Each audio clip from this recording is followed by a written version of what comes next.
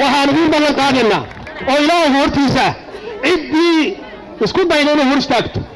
qarnimada Soomaaliyeed dowladnimada Soomaaliyeed sharafka Soomaaliyeed wallahi gacanaha waan ku qabanaynaa wallahi ma idinku dhaafin ciddii rabaa ahaado waxaan soo marnay waqtigiin qabiil iyo qabyaalad yaan bani ku sheegin dalleeyaysan bani ku sheegin waddankan burburkiisa waa arkaysaan burburkaan wuxuu la soo gaaray oo Soomaaliya maanta meesha ay taala dhigay waa dallay siyaasadeed waa dad qabiilistayaal oo qabiil ku shaqaysta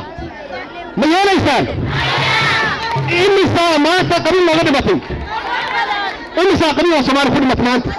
oo dhulka hoostiisa ku jira yaa magacyada yaqaana yaa yaqaana hooyadii gablanta kaliya taqaana bas waa lagu soo moodi annagu ma ogolaanayno wiilal Soomaaliyeed oo yaraa gabdho Soomaaliyeed in noloshooda lagu ciyaaro mustaqbalkooda lagu ciyaaro waqti intuu naga lumi karo waa naga lumay mana ogolaanayno cid ku ciyaarta mustaqbalka ummadeenna iyo dadkeena dhalinyaradeena